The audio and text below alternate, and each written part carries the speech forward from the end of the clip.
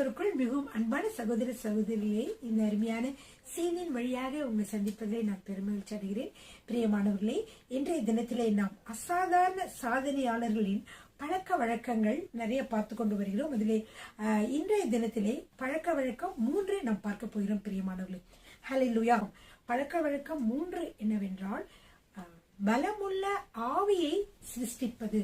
அதாவது உங்களுடைய உள்ளான மனிதனாகிய ஆவிக்குரிய மனிதனை நாம் பலப்படுத்துவதுதான்.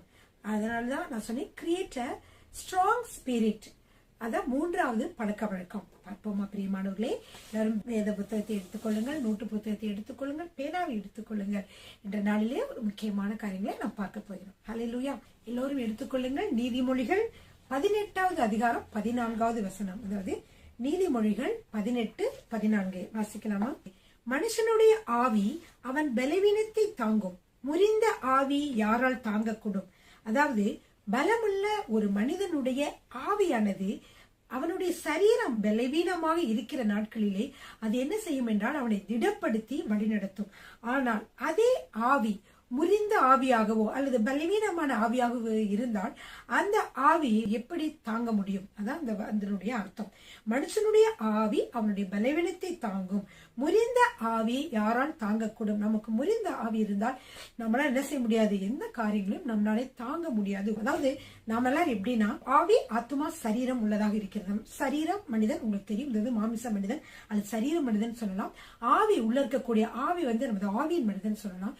இந்த ஆவியின் மனிதன் ஸ்ட்ராங்கா இருந்தால்தான் சரீர மனிதன் ஒரு நோய்வாய்ப்பட்டு இருக்கிற பொழுது அது என்ன செய்ய முடியும்? தாங்க முடியும். அதை பற்றி தான் இன்னைக்கு பார்க்க போறோம். எப்படி நம்மளுடைய ஆவியின் மனிதனை ஒரு பலமுள்ள மனிதனாக, ஸ்ட்ராங் ஸ்பிரிட்டாக நாம் எப்படி வைத்துக் கொள்வது என்பது குறித்து இந்த நாளிலே பார்க்கலாம். பிரியமானவர்களே, நம்முடைய ஆவி பலமுள்ள ஒரு ஆவியாக இருந்தால் அது நம்முடைய வாழ்க்கையில வரக்கூடிய பல தடைகளையும் பல பிரச்சனைகளையும் எல்லாவற்றையும் தாண்டி வெற்றியை சுதந்திரித்துக் கொள்ள என்ன செய்யும்? அது போராடும் அல்லது வெற்றி சுதந்திரித்துக் கொள்வதற்கு அது வழிவகுக்கும். பிரியமானவர்களே, ஆனால் அப்படி இருக்கிற பொழுது நம்முடைய ஆவியானது நாம் ஸ்ட்ராங்காக வைத்துக் கொள்ள வேண்டும்.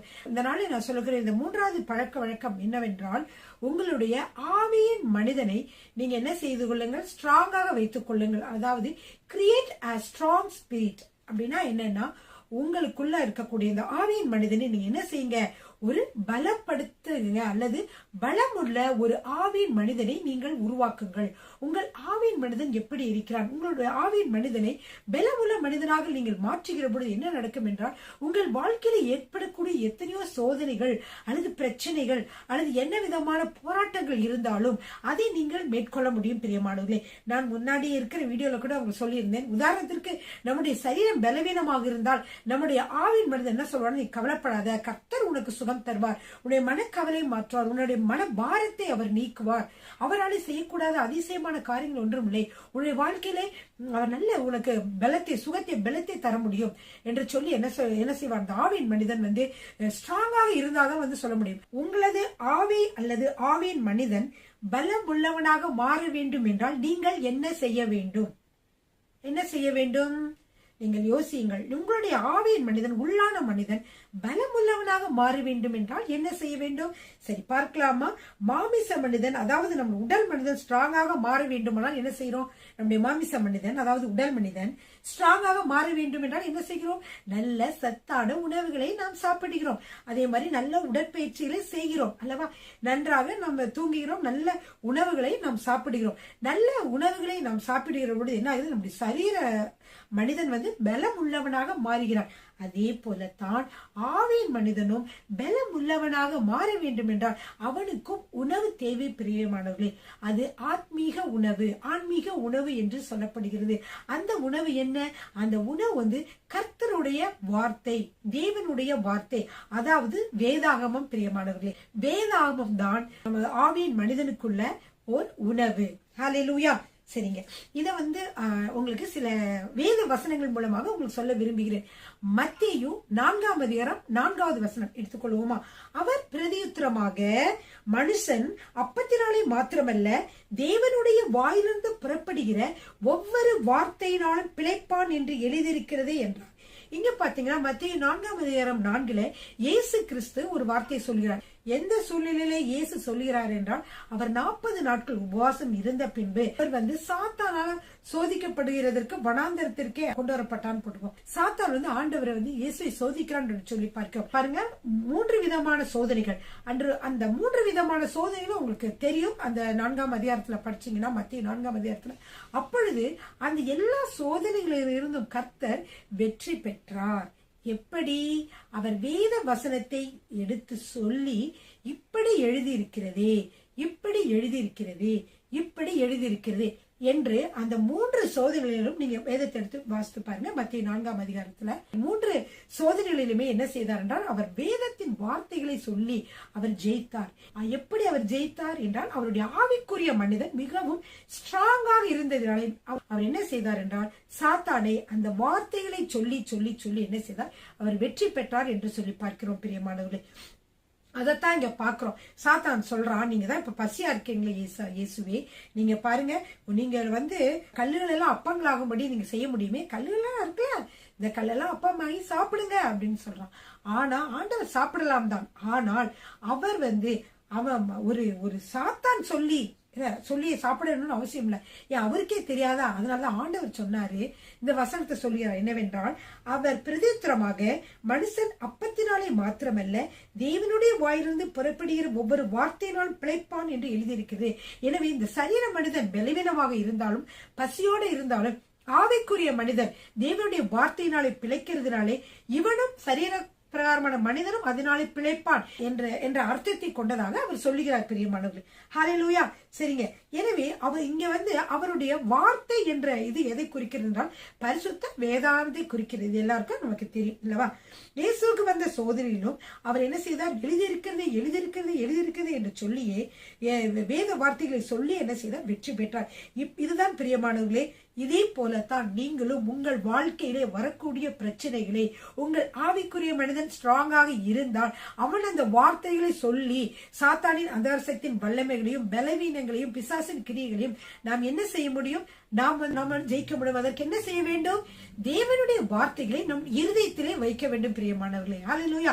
எனவே நான் சொன்னேன், இயேசு கிறிஸ்து நமக்கு ஒரு முன்மாதிரியாக இருந்தார். அவர் எப்படி பிசாசை ஜெயித்தார், என்ன செய்தார், இந்த வேத வசனத்தை சொல்லி சொல்லி அவர் ஜெயித்தார் இல்லையா? அதே போலதான் நம்முடைய வாழ்க்கையிலும் நம்முடைய ஆவிக்குரிய மனிதனை நாம் ஸ்ட்ராங்காக என்ன செய்ய வேண்டும், மாற்ற வேண்டும். அதற்கு வேத வார்த்தைகள் தேவை. இந்த வேத வசனங்களை நீங்கள் நன்றாக படித்து இருக்கிற பொழுது உங்களுக்கு குழப்பமான சூழ்நிலைகள், பிரச்சனைகள், சோதனைகள் வருகிற வேளையிலே பிரியமானவர்கள், இந்த ஆவின் மனிதனானவன் அந்த வார்த்தைகளை சொல்லி என்ன செய்வார், நம்மை பலப்படுத்துவான். ஹல்லேலூயா, ஆமென். அடுத்ததாக நீங்க எல்லாரும் எடுத்துக்கொள்ளுங்கள், யோவான் 15வது அதிகாரம் 4வது வசனம். ஹல்லேலூயா. என்னில் நிலைத்திருங்கள், நானும் உங்களில் நிலைத்திருப்பேன். கொடியானது திராட்சை செடியில் நிலைத்திராவிட்டால் அது தானாய் கனி கொடுக்க மாட்டாதது போல நீங்களும் என்னில் நிலைத்திராவிட்டால் கனி கொடுக்க மாட்டீர்கள். நிலைத்திருங்கள் என்பது சிலருக்கு புரிவதில்லை. நிலைத்திருங்கள்னா என்ன ஆண்டவர் சொல்றாரு? என்னில் நிலைத்திருங்கள், இயேசுவில் நிலைத்திருங்கள், இயேசுவில் நிலைத்திருங்கள் சொல்றாரு. அப்படின்னா ஆண்டவரை பிலீவ் பண்றது, ஆண்டவரை நம்ம ஏற்றுக்கொண்டது அப்படின்னு நினைப்பாங்க. இது மட்டும் இல்ல பிரியமானவர்களே, அது என்னவென்றால் என்னில் நிலைத்திருங்கள் என்பதற்கு என்ன அர்த்தம் என்றால், அடுத்ததாக ஒரு வசனம் சொல்கிறேன், அதிலே நம்ம பார்க்கலாம். யோவான் 15வது அதிகாரம் 7வது வசனம். நீங்கள் என்னிலும் என் வார்த்தை உங்களிலும் நிலைத்திருந்தால் நீங்கள் கேட்டுக்கொள்வது எதுவோ அது உங்களுக்கு செய்யப்படும். பிரியமானவர்களே, நிலைத்திருப்பது என்பது எதை குறிக்கிறது? தேவனுடைய வார்த்தைகளே, இயேசுவின் வார்த்தைகளே நிலைத்திருப்பதை குறிக்கிறது. பிரியமானவர்களே, ஹல்லேலூயா. அப்போ நாம் முதல்ல சொல்லாமல் என்னில் நிலைத்திருங்கள், நானும் உங்களை நிலைத்திருப்பேன் சொன்னது நிலைத்திருங்கள் அப்படிங்கிறது எதை குறிக்கிறது என்றால், இயேசுவில் நிலைத்திருங்கள். இயேசுவில் நிலைத்திருங்கள் எதை குறிக்கிறது என்றால், தேவனுடைய வார்த்தையில் நிலைத்திருங்கள், வேதாகமத்தில் நிலைத்திருங்கள், வேத வசனங்களில் நிலைத்திருங்கள். அதன்படி நீங்கள் உங்கள் வாழ்க்கை அமைத்துக் கொள்ளுங்கள். அதிலே நீங்கள் சரியாக இருங்கள், சாத்தான் உங்களை விட்டு ஓடி போவான். ஹல்லேலூயா. எனவே இதன்படி என்ன நம்ம நினைக்கிறோம், இயேசுவும் வார்த்தையும் ஒன்று. ஆம் பிரியமானவர்களை, வாசிக்கலாமா? யோவான் எழுதின சுவிசேஷம் 1ஆம் அதிகாரம் 1-2 வசனங்கள். ஆதியிலே வார்த்தை இருந்தது, அந்த வார்த்தை தேவனிடத்தில் இருந்தது, அந்த வார்த்தை தேவனாயிருந்தது, அவர் ஆதியிலே தேவனோடு இருந்தார். இதை நீங்க பார்க்கிற பொழுது ஆதியில வார்த்தை இருந்ததா, வார்த்தை மட்டும்தான் இருந்தது. அந்த வார்த்தை யார் தெரியுமா? அதுதான் இயேசு இல்லையா? அதுக்கடுத்து பாருங்க, அந்த வார்த்தை தேவனிடத்தில் இருந்தது. தேவனிடத்திலிருந்து அந்த வார்த்தை வந்துச்சு இல்லையா? அந்த வார்த்தை தேவனாய் இருந்தது. அந்த வார்த்தை தேவனிடத்துல மட்டும் இல்ல, அவர் தான் தேவனாய் இருந்தார். அவர் ஆதியிலே தேவனோடு இருந்தார். இப்போ இந்த வார்த்தைக்கு பதிலா இயேசு என்ற பதத்தை நீங்க வச்சு பாத்தீங்கன்னா அது ரொம்ப கரெக்டா வரும். ஆதியிலே இயேசு இருந்தார், அந்த இயேசு தேவனிடத்தில் இருந்தார், அந்த இயேசு தேவனாய் இருந்தார், அவர் ஆதியிலே தேவனோடு இருந்தார் என்று சொல்லி பார்க்கிறோம். அது மட்டும் இல்ல, 3வது வசனத்துல நீங்க வாசிக்கலாம் என்னவென்றால், உண்டானதொன்றும் சகலமும் அவராலே உண்டாயிற்று, உண்டானதொன்றும் அவராலே இல்லாமல் உண்டாகவில்லை. அப்படின்னா என்னன்னா, அவர் இயேசுதான் இது எல்லாத்தையும் உண்டாக்கினார். எப்படி தேவனோட வாயிலிருந்து புறப்பட்ட அந்த வார்த்தை சகலத்தையும் இந்த உலகத்திலே சிருஷ்டித்தது என்று உங்களுக்கு தெரியும். உலகம் உண்டாக கடவுதுன்னு சொன்னால் உலகம் உண்டாயிற்று. ஒவ்வொன்றையும் வாயிலேயே சொல்லி சிருஷ்டித்தார் இல்லையா? தேவன் சொல்ல சொல்ல நடந்தது. அந்த வார்த்தை தான் இயேசு என்று சொல்லி பார்க்கிறோம் பிரியமானவர்களே. பிற்காலங்களிலே தேவாதி தேவன் என்ன செய்தார் என்றால், இந்த உலகத்தை எப்படி படைத்தார், கர்த்தர் எப்படி நம்மை நேசிக்கிறார், ஒவ்வொருவரையும் அவர் எப்படி நேசிக்கிறார், நாம் என்ன செய்ய வேண்டும் என்று அவர் விரும்புகிறார், நம்மை படைத்ததன் நோக்கம் என என்று பல காரியங்களையும் அவர் வேதத்திலே எழுதி வைத்திருக்கிறார். எப்படி எழுதி வைத்தார் என்றால், ஒவ்வொரு காலகட்டங்களிலும் அவர் தேவனுடைய மனிதர்களை எழுப்பி அவர்களிடம் அவர் என்ன செய்கிறார், சொல்லி சொல்லி சொல்லி அவர்களை ஊக்கப்படுத்தி அவர்களுக்கு அந்த ஆசையை கொடுத்து வாஞ்சையை கொடுத்து எழுத வைத்தார். அப்படி எழுதி உருவாகியதான் வேதாகமம். இந்த வேதாகமம் தேவனிடத்திலிருந்து வந்தது பிரியமானவர். எல்லா வார்த்தைகளும் அவரிடத்திலிருந்து தான் வந்தது பிரியமானவர். ஹல்லேலூயா.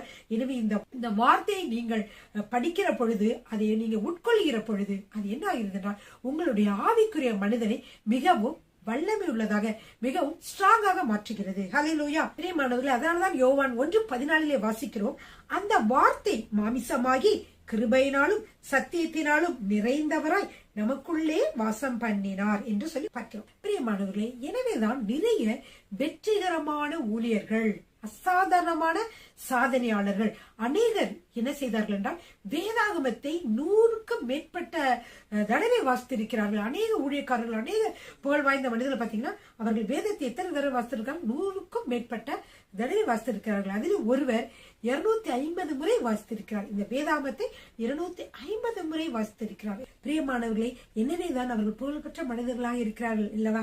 இது நம்ம இதனால இது ஆச்சரியப்படுறதுக்கு ஒண்ணுமே இல்லை. ஏன்னா அத்தனை தடவை அவங்க வாசித்ததுனால, அந்த வேத வசனங்கள் அவர்கள் உள்ளத்தில இருந்ததுனாலே, ஏற்ற நேரங்களிலே அந்த வேத வசனங்கள் அவர்களிலிருந்து வெளியே வந்து ரேமாவாக அது வெளியே வந்து பல காரியங்களை அவருடைய வாழ்க்கையிலே செய்திருக்கிறது பிரியமானவர்களே.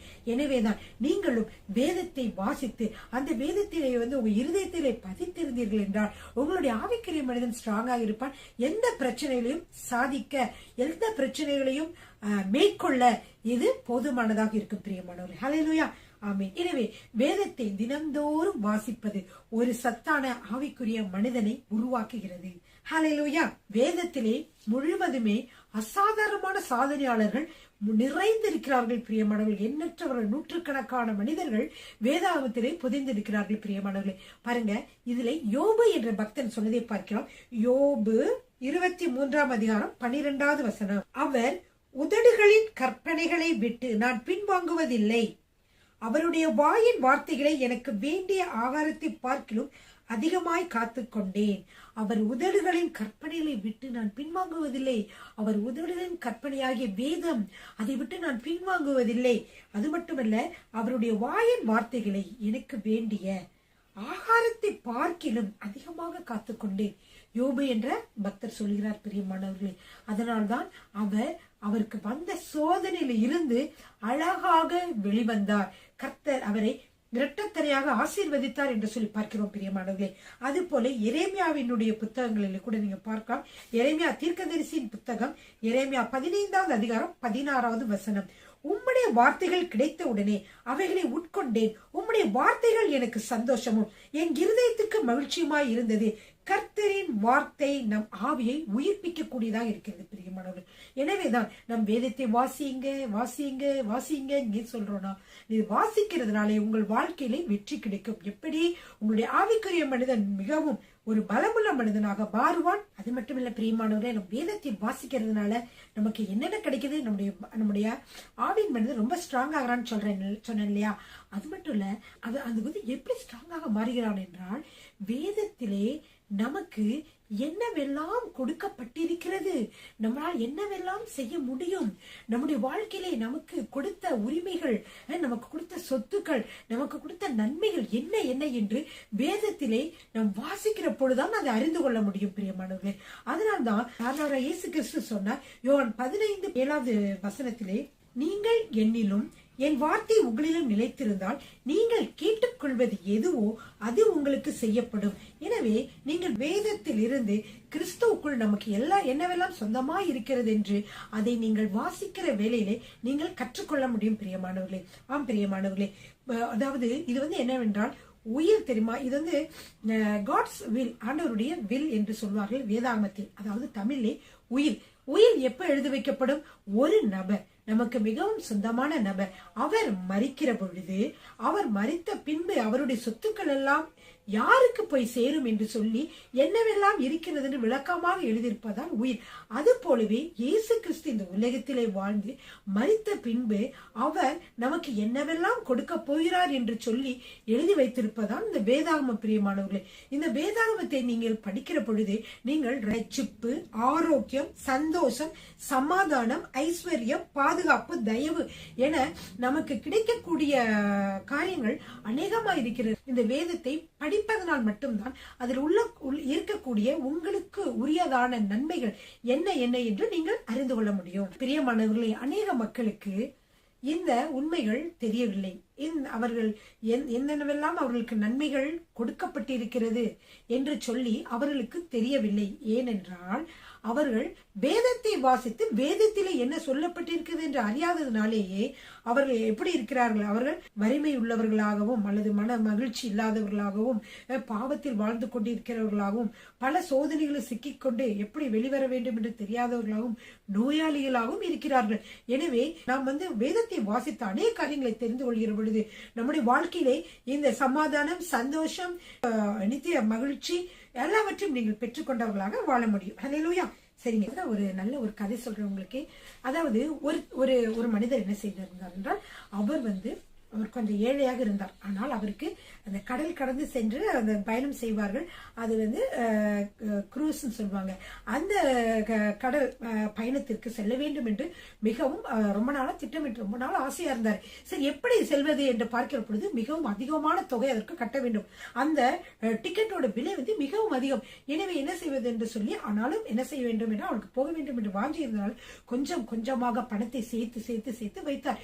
ரொம்ப ஆண்டுகளுக்கு பின்பாக என்ன செய்தார் என்றால், ஒரு நீண்ட பல ஆண்டுகளுக்கு பிற்பாக அவர் அநேகமான அதற்கு தேவையான பணத்தை சேர்த்து வைத்திருந்தார். எனவே என்ன செய்தார், அந்த பணத்தை கொண்டு போய் டிக்கெட் வாங்கி அந்த கடல் பயணத்தை அவர் மேற்கொண்டார். அந்த கடல் பயணத்தை அவர் மேற்கொண்ட பொழுது என்ன செய்தார் என்றால், அங்கே செல்ல வேண்டுமே, டிக்கெட் வாங்கிவிட்டேன், கடல் பயணத்திற்கு டிக்கெட் வாங்கிவிட்டேன், ஆனால் உணவிற்கு என்ன செய்வது என்று சொல்லி என்ன செய்தார் என்றால், அவர்கிட்ட இருக்கக்கூடிய சாப்பாடு, பிஸ்கட்ஸ், காய்ந்து போன இந்த ரொட்டி துண்டு இருக்குல்லையா, அது அதாவது நம்ம ரஸ்க்குன்னு சொல்லுவோம் அது, அப்படிப்பட்ட நிறைய உணவு வகைகள் என்ன செய்து கொண்டார், அவர் அடிக்க ஒரு பேக்ல எடுத்துக்கிட்டு அதையும் பெட்டியோடு எடுத்துக்கொண்டு அவர் கடல் பயணத்திற்கு சென்றார். அங்கே கடல் பயணத்தில் பார்த்தீங்கன்னா எல்லாரும் டின்னர் சாப்பிடுவாங்க, பிரேக்ஃபாஸ்ட் சாப்பிடுவாங்க, லஞ்ச் சாப்பிடுவாங்க. அப்ப எல்லாரும் சாப்பிடுகிற பொழுது வெளியே இருந்து பார்த்துக்கிட்டே இருப்பாருங்க, இப்படிதான் சாப்பிடுறாங்கன்னு சொல்லிட்டு பார்த்துக்கொண்டு என்ன செய்வார், அவர் வைத்து இருக்கக்கூடிய அந்த காய்ந்து போன ரொட்டி துண்டுகளையும் பிஸ்கட்ஸையும் அவர் சாப்பிட்டு என்ன செய்தார், நாட்களை கழித்தார்.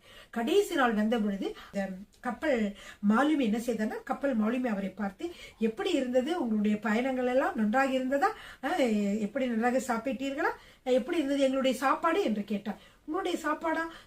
ரொம்ப வெக்கப்பட்டு கூனி இல்லைங்க, உங்க சாப்பாடு சாப்பிட்ற அளவுக்கு என்கிட்ட பணம் இல்லைங்க, நான் அதற்காக தான் நான் ரொட்டி துண்டு இதெல்லாம் கொண்டுட்டு வந்துட்டேன்ட்டு வாங்கி சாப்பிடுற அளவுக்கு பணம் இல்லை என்று சொன்னாராம். அப்பொழுது அவர் சொன்னாராம், மாலுமி சொன்னாராம், உங்க டிக்கெட்டுக்குள்ளேயே நீங்க சாப்பிடுவதற்கான பணமும் சேர்த்தே, உங்கள் உணவுக்கான பணமும் அதிலே சேர்த்தே கொடுக்கப்பட்டிருக்கிறது, பயணத்துக்கு மட்டுமல்ல என்று சொன்னாராம். அது கேட்ட பொழுது அவருக்கு மிகவும் சொல்ல முடியாத கவலையாக இருந்ததாம். ஏனென்றால் அவர் இவ்வளவு நாளும் அவர்கள் எல்லாம் அருமையாக போய் பார்க்கிற பொழுது காலையில் பிரேக்ஃபாஸ்ட் அவ்வளவு சாப்பிடுவாங்க, மதியானம் பார்த்தீங்கன்னா நல்ல மட்டன், சிக்கன், பீஃப், பல விதமான சாப்பாடுகளை என்ன செய்வார்கள் சாப்பிடுவார்கள். எல்லாவற்றும் பாப்பான் இவ்வளவு அழகா டின்னர் அதை விட நல்ல நல்ல சாப்பாடுலாம் இருக்கும். ஒவ்வொரு சாப்பாடும் இவ்வளவு அருமையாக இருக்கிறது என்று சொல்லி பார்ப்பான். அவனால் சாப்பிட முடியாது, பணம் இல்லையே என்று நினைப்பான். ஆனால் பார்த்தீர்களா பிரியமானவர்களே, இவ்வளவு அருமையான ஒரு கடல் பயணத்திற்கு சென்றவன், அந்த டிக்கெட்டை வாங்கினவன் அதற்குள்ள பணமும் உணவுக்கு உள்ள பணம் சேர்த்திருக்கிறது என்று தெரியாததுனாலே என்ன செய்ய வேண்டியதா இருந்தது? அவன் வெறும் ரொட்டி துண்டுகளையே சாப்பிட்டுக் கொண்டு இருந்தார். இப்படியாக நீங்களும் வாழ்ந்து விடாதீர்கள் பிரியமானவர்களே. இந்த வேதாகமத்திலே என்னென்ன உங்களுக்குள்ள நன்மைகள் இருக்கிறது என்று அலசி ஆராயுங்கள், தினமும் படித்து அது முக்கியமா உங்களுக்கு தேவையானதெல்லாம் எழுதி வையுங்கள் பிரியமானவர்களே. அதுதான் பிரியமானவர்கள். அதை விட்டு நீங்கள் இந்த கர்த்தரை ஏற்றுக்கொண்டு இந்த வாழ்க்கை முழுவதும் கஷ்டங்களும் நஷ்டங்களும் உங்களுக்குள்ள காரியங்கள் எல்லாம் தெரிந்தும் தெரியாமலும் நீங்கள் வாழ்ந்து கடைசியாக ஐயோ பரலோகத்துக்கு சென்ற பிறகுதான் தெரியும் உங்களுக்கு எல்லாம் ஐயோ இவ்வளவு காரியங்கள் நான் அனுபவிக்க தான் இருந்தார். ஆனால் அந்த பாஸ்டர் ரொம்ப பணக்காரரா இருக்கிறாரு என்று சொல்லி அவரை பார்த்து அப்படி பேசினேன், அவரை பார்த்து இப்படி நினைத்தேன், இதெல்லாம் எனக்குரியதானா என்று சொல்லி நினைப்பார்கள். ஏனென்றால் அநேக நேரங்களில் சிலர் கூட நம் வசதியாக வாழ்வது கூட ரொம்ப வசதியாக வாழ்வது கூட ஒரு பாவம் என்று நினைத்துக் கொண்டிருக்கிறார்கள். கர்த்தருடைய பிள்ளைகள் பரிபூர்ண சமாதானத்தோடும் சந்தோஷத்தோடும் வாழ வேண்டும் என்பதே கர்த்தருடைய விருப்பமாக இருக்கிறது பிரியமானவர்களே. அதனால்தான் அநேகர் பாத்தீங்கன்னா இந்த வசதியாக இருக்கிறத கர்த்தர் விரும்புகிறான்னு சொன்னா கூட அவங்க சொல்லுவாங்க இதெல்லாம் ஒரு ப்ராஸ்பெரிட்டி பிரீச்சிங் என்று சொல்லி என்ன செய்வாங்க, ப்ராஸ்பெரிட்டி பிரீச்சிங் சொல்லிட்டு அதை அவாய்ட் பண்ணுவாங்க. நோ, இது உங்களுக்கு உள்ளதான். நீங்க சமாதானமா இருக்கணும், சந்தோஷமா இருக்கணும், உங்ககிட்ட நிறைய பணம் இருந்தாதான் நீங்க அடுத்த ஊழியத்தை நீங்க இன்னும் நல்லா செய்ய முடியும். இதெல்லாம் வறுமையா வாழணும், இப்படிதான் வாழணும் இப்போ இப்படின்னு சொல்றதெல்லாம் பாத்தீங்கன்னா பிரியமானவர்களே, அது என்ன செய்யணும், உங்களுக்கு அது ஊழியத்தை சரியான விதத்திலே செய்ய விடாமல் உங்களை தடுக்கும் பிரியமானவர்கள். எனவே நீங்கள் ஊழியம் கர்த்தர் ஒரு தடவை இந்த உலகத்துல பிறந்திருக்கோம், அந்த ஒரு தடவை ஊழியத்துக்கு அழைக்கப்பட்டிருக்கோம். அந்த ஊழியத்திலே நாம் எவ்வளவு மகிமையாக கர்த்தருக்கு செய்ய முடியுமோ அவ்வளவு மகிமையாக கர்த்தர் கொடுக்கிற அந்த ஆசீர்வாதங்களை பெற்றுக்கொண்டு நாம் செய்ய வேண்டும் பிரியமானவர்களே. ஹல்லேலூயா, ஆமென். அடுத்ததாக பாருங்க என்னவென்றால் கொலோசியர் 3:16 அதாவது கேன் த வேர்ட். வெளிநாடுகளில் ஃப்ரெஷ்ஷான பழங்களை எல்லாம் அது கிடைக்கிற சீசன் இருக்கிற பொழுது நல்லா பாட்டில போட்டு அடைச்சு அதற்கு பதப்படுத்தி வைப்பாங்க. ஏன்னா அது மற்ற நாட்டில் கோடை காலத்துல கிடைக்கக்கூடிய பழங்கள் நிறைய இருக்கும், அது குளிர்காலத்துல கிடைக்காது. இதே கோடை காலத்துல நிறைய பழங்கள் கிடைக்கும் பொழுது அதெல்லாம் பறித்து அழகாக அவங்க பதப்படுத்தி அவங்க வச்சிருப்பாங்க. அப்போ குளிர்காலத்துல என்ன செய்ய முடியும், அதை எடுத்து அதை சாப்பிட முடியும். இப்படித்தான் பிரியமானவர்களே, நீங்கள் கர்த்தருடைய வார்த்தைகளையும் அதுல பிடிச்ச வசனங்களையும் நீங்கள் எழுதி வைத்துக் கொள்ளுங்கள், அதில் மனப்பாடம் செய்யுங்கள், உங்கள் இருதயத்திலே பதித்து வைத்துக் கொள்ளுங்கள். இது நாளைக்கு உங்களுக்கு பிரச்சனைகள் வருகிற பொழுது, சோதனைகள் வருகிற பொழுது, உங்களுக்கு சந்தேகங்கள் வருகிற பொழுது இந்த வார்த்தைகளை நீங்கள் உங்களுக்கு வெளியே வரும். இந்த வார்த்தைகளை எடுத்து உபயோகித்து இந்த பிரச்சனைகளை எல்லாம் நீங்கள் வெல்லுங்கள் பிரியமானவர்களே. ஹல்லேலூயா. அதான் நீங்க சும்மா இருக்கிற நேரங்களா வசனங்களை எழுதி வைங்க. வார்த்தைகளை படிக்கிற பொழுது, அதாவது வேதாகமத்தை படிக்கிற பொழுது பிடித்த வசனங்களை எழுதி வைங்க. அந்த வசனங்களை விசுவாச அறிக்கையாகி அதை சொல்லி உங்களுக்கு தேவையான காரியங்களை நீங்கள் பெற்றுக்கொள்ளுங்க. ஹல்லேலூயா. அதான் பாருங்க கொலோசியர் 3:16 வாசிக்கலாமா? கிறிஸ்துவின் வசனம் உங்களுக்குள்ளே சகல ஞானத்தோடும் பரிபூர்ணமாக வாசமாய் இருப்பதாக. கிறிஸ்துவின் வசனம் உங்களுக்குள்ளே சகல ஞானத்தோடும் பரிபூர்ணமாக வாசமாய் இருப்பதாக என்று சொல்லி நாம் வாசிக்கிறோம் பிரியமானவர்களே. ஹல்லேலூயா. அடுத்ததாக பிரியமானவர்களே, நம்மளுடைய காரியங்கள், நம்ம என்ன காரியங்களை நாம் செய்கிறோமோ, தினந்தோறும் நாம் என்னென்ன காரியங்களை செய்கிறோமோ அதுதான் நம்மளை பிற்காலத்திலே நம்ம உருவாக்கக்கூடியதாக இருக்கிறது. The law of eventually சொல்லுவாங்க. The law of eventually அப்படின்னா என்னன்னா, நம்ம என்னத்தை டெய்லி செய்துட்டு இருக்கிறோமோ அதுதான் பிற்காலத்துல நாம் உருவாகும். பிரியமானவர்களே, உதாரணத்துக்கு பாருங்க, இப்ப டெய்லி நம்ம எப்படி நம்ம சாப்பிடுகிறோம் அதை பொறுத்துதான் என்ன செய்யறோம், நம்மளுடைய உடல் அமைப்பு இருக்குது இல்ல அல்லவா? பாருங்க, டெய்லி நல்லா எக்ஸசைஸ் பண்ணிட்டே இருந்தோம்னா உடல் அமைப்பு அதுல தெரியும் இல்லையா? இப்படிதான் நம்ம டெய்லி செய்யறதா என்ன செய்யறது, நமக்கு பிற்காலத்துல நம்ம எப்படி உருவாகிறோன்றது இருக்கு. அதே போலத்தான் பிரியமானவர்களே, நாம் வேதத்தை வாசிக்கிற பொழுதும் அதனோட வசனங்களை நம்ம எவ்வளவு தூரம் நம்ம வாசித்து எழுதி மனப்பாடம் பண்ணி அதை நம்ம உட்கொள்கிறோமோ அதை பொறுத்து நம்மளோட ஆவியின் மனிதன் மிகவும் ஸ்ட்ராங்காக மாறுவான் பிரியமானவர்களே. ஹல்லேலூயா, ஆமென். தினமும் திருச்சபைக்கு செல்றது ரொம்ப நல்ல பழக்கம். ஏன்னா நம்ம திருச்சபைக்கு செல்வதனாலதான் அங்கே கேட்கக்கூடிய வசனங்கள்னால நம்முடைய ஆவிக்குரிய என்ன செய்யறான், ரொம்ப ஸ்ட்ராங்காக மாறுகிறான். அது மட்டுமல்ல, நீங்க தினமும் ஆலயத்திற்கு செல்கிற பொழுது அநேக உங்களுடைய நண்பர்களை பார்ப்பீங்க, விசுவாசிகளை பார்ப்பீங்க. இப்ப விசுவாசிகளோட நீங்க பேசுகிற பொழுது உங்களுடைய ஆவிக்குரிய மனதன் ரொம்ப ஸ்ட்ராங் ஆகும். ஏன்னா அவங்ககிட்ட இருந்து சில விஷயங்களை நீங்க கத்துக்குவீங்க, ஆவிக்குரிய காரியங்களை கத்துக்குவீங்க. அது மட்டும் இல்ல, அவங்க பல நல்ல காரியங்களை சொல்லுவாங்க. எனவே நம்ம ஒவ்வொரு ஊழியக்காரங்களோட பேசும்பொழுது பல நல்ல கருத்துக்களை உங்களுக்கு அவங்ககிட்ட இருந்து கிடைக்கும். அவங்க எப்படி வாழ்க்கையில உயர்வானாங்க என்று சொல்லி கிடைக்கும். எனவே நாம் ஆலயத்திற்கு செல்கிற பொழுது ஆலயத்தில் செல்வதன் மட்டுமல்ல, அவர்கள் நண்பர்களோடும் அல்லது விசுவாசிகளோடும் பேசுகிற பொழுது உங்களுடைய ஆவிக்குரிய வாழ்க்கை ரொம்ப ஸ்ட்ராங் ஆகும். ஆவிக்குரிய மனிதன் ஸ்ட்ராங் ஆவான் பிரியமானவர்களே. எனவே நம்ம ஆலயத்திற்கு செல்வது மிகவும் நல்லது. லூக்கா 4:16 தாம் வளர்ந்த ஊராகிய நாசரேத்துக்கு அவர் தம்முடைய வழக்கத்தின்படியே ஓய்வு நாளில் ஜெப ஆலயத்திலே பிரவேசித்து வாசிக்க எழுந்து நின்றார். இயேசுடைய வாழ்க்கையில நடந்த ஒரு காரியம். லூக்கா 4:16 தாம் வளர்ந்த ஊராகிய நாசரேத்துக்கு அவர் தம்முடைய வழக்கத்தின்படியே ஓய்வு நாளில் ஜெப ஆலயத்திலே பிரவேசித்து வாசிக்க எழுந்து நின்றார் என்று சொல்லி பார்க்கிறோம். அதாவது இயேசு கிறிஸ்து இந்த உலகத்தில் இருந்த பொழுது அவர் எனக்கு தான் எல்லாமே தெரியுமே, நான் ஏன் ஆலயத்திற்கு செல்ல வேண்டும் என்று இல்லை, ஒவ்வொரு ஓய்வு நாளிலேயும் அவர் ஆலயத்திற்கு சென்றார் என்று சொல்லி பார்க்கிறோம் பிரியமானவர்களே. எபிரேயருக்கு எழுதின நிருபம் 10ஆம் அதிகாரம் 24-25 வாசிக்கலாமா? மேலும் அன்புக்கும் நற்கிரியைகளுக்கும் நாம் ஏவப்படும்படி ஒருவரையொருவர் கவனித்து சபை கூடி வருதலை சிலர் விட்டு விடுகிறது போல நாமும் விட்டு விடாமல் ஒருவருக்கொருவர் புத்தி சொல்ல கடவோம். நாளானது சமீபத்து வருகிறதை எவ்வளவாய் பார்க்கிறீர்களோ அவ்வளவாய் புத்தி சொல்ல வேண்டும். எனவே நம்ம ஆலயத்திற்கு செல்கிற பொழுது நாமும் மற்றவங்களிருந்து பல காரியங்களை கற்றுக்கொள்கிறோம். அதே போல நாமும் என்ன செய்கிறோம், மற்றவர்களுக்கு புத்தி சொல்ல கடமைப்பட்டிருக்கிறோம் பிரியமானவர்களே. நம்ம இருக்கிற காலத்துல பாத்தீங்கன்னா நம்ம ஆலயத்திற்கு கூட செல்ல முடியாத ஒரு சூழ்நிலைகளா நமக்கு வந்தது அல்லவா? இப்பொழுது நீங்க ஆலயத்திற்கு செல்கிறீர்கள். சில இடங்கள்ல இன்னும் ஆலயத்துல செல்ல முடியாமல் என்ன சொன்னாங்க, ஆன்லைன்லயே என்ன செய்யறாங்க, செய்திகளை அவங்க பகிர்ந்துக்கிறாங்க. போன் மூலியமாவே என்ன செஞ்சுக்கிறோம், நம்ம பாஸ்டர் என்ன பேசுறாங்க, சபையில் என்ன நடக்குதுன்னு கூட நம்ம பார்த்துக் கொள்கிறோம். அப்படிப்பட்ட ஒரு சூழ்நிலையில் இருக்கிறோம். எனவே நம் ஆலயத்திற்கு போக முடிந்த பொழுது நாம் ஆலயத்திற்கு செல்ல வேண்டும். ஆலயத்திற்கு செல்வதனாலே உங்களுடைய ஆவிக்குரிய மனிதன் மிகவும் வளர்ச்சி அடைகிறான். ஏனென்றால் பாஸ்டருடைய வார்த்தைகளை கேட்கிறோம், வசனத்தை கேட்கிறோம், உங்களுடைய நண்பர்களோடு பேசுகிறீர்கள், ஆவிக்குரிய நண்பர்களா இன்னைக்கு எப்படி இருக்கீங்க, எப்படி நீங்க அப்படி பைபிள் வாசிக்கிறேன், என்னால் வாசிக்க முடியல, நான் என்ன செய்கிறது அப்படின்னு கேட்கும்போது உங்களுடைய சக விசுவாசிகள் சொல்லுவாங்க, நல்லா ஜெபம் பண்ணிட்டு வாசிங்க, ஒன்னும் கவலைப்படாதீங்க, முதல் நாள் இப்படிதான் இருக்கும், கொஞ்ச நாள் ஆக ஆக நீங்க பழகிடுவீங்க, அதனால எப்படினாலும் நீங்க ஒரு அதிகாரத்தாவது வாசித்துருங்க அப்படின்னு சொல்லி ஒரு அறிவுரை சொல்லுவாங்களே, உதாரணத்துக்கு சொல்றேன். எனவே நம்ம என்ன செய்ய வேண்டும், ஆலயத்திற்கு செல்வது மிகவும் நல்லது. சரி பிரியமானவர்களே, எனவே நான் சொன்னேன் இந்த கருத்துக்கள் எல்லாம் நீங்க நல்லா கேட்டிருப்பீங்கன்னு நினைக்கிறேன். நம்முடைய ஆவிக்குரிய மனிதன் ரொம்ப ஸ்ட்ராங்கா ஆகுவதற்கு என்ன செய்ய வேண்டும், வேதத்தை வாசிக்க வேண்டும் என்று சொல்லி பார்த்தோம். இந்த வேதத்தை எப்படி வாசிக்க வேண்டும், வாசிக்கிறது மட்டும் இல்ல, இன்னொரு மெதுவா நம்ம என்ன சொல்றோம், வேகமா நம்ம வாசிக்கிறோம், அடுத்து அது மெதுவாக படிக்க வேண்டும். அது படிக்கிறது என்றால் அதுல என்ன சொல்லப்பட்டிருக்கு என்று நம்ம படிக்க, ஸ்டடி, ரீடுன்னு சொல்லுவாங்க வாசிக்கிறத, இங்கிலீஷ்ல படிக்கிறது ஸ்டடின்னு சொல்லுவாங்க. எப்படி நம்ம புக் எடுத்து பரீட்சைக்கு படிக்கிறோமோ அது மாதிரி அதை நல்லா ஒரு 2-3 தடவை படிச்சு ஆழ்ந்து படிக்க வேண்டும். அடுத்ததாக பாத்தீங்கன்னா அதுல முக்கியமான வசனங்கள் என்ன செய்ய வேண்டும், நீங்கள் அதை அண்டர்லைன் பண்ணிக்கலாம் பைபிளே, அல்லது ஒரு நோட்டு புத்தகம் வச்சிருந்தா அதுல நீங்க எழுதி வைத்துக் கொள்ளலாம். அப்புறமாக இந்த வசனங்களை நீங்க என்ன செய்யணும், மனப்பாடம் செய்ய வேண்டும். நல்ல வசனங்களை மனப்பாடம் செய்து கொள்ளுங்கள். அப்பதான் இருதயத்திலே இருக்கும்.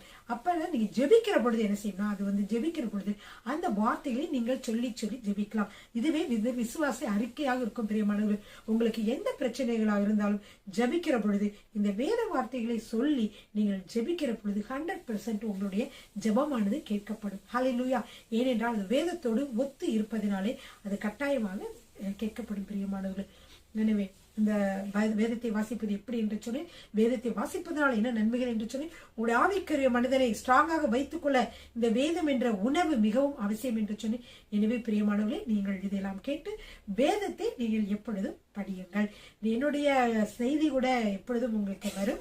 அதாவது வேதத்தை வாசிக்கலாம் வாங்க என்ற செய்தியை நீங்கள் யூடியூபிலும் கூட நீங்கள் பார்க்கலாம். உங்களுக்கு புரியாத ஒரு பகுதியை நீங்கள் படித்துக் கொண்டிருந்தால் நீங்கள் என்ன செய்யலாம், அங்கே போய் பார்க்கிற பொழுது புரியவில்லை என்று சொல்லலாம், நீங்க அந்த வீடியோவை கேட்கிற பொழுது உங்களுக்கு அது நன்றாக புரியும் பிரியமானவர்களே. எனவே அந்த செய்தியும் பாருங்கள். கர்த்தர் உங்களை ஆசீர்வதிப்பாராக. ஹல்லேலூயா. ஆமென்.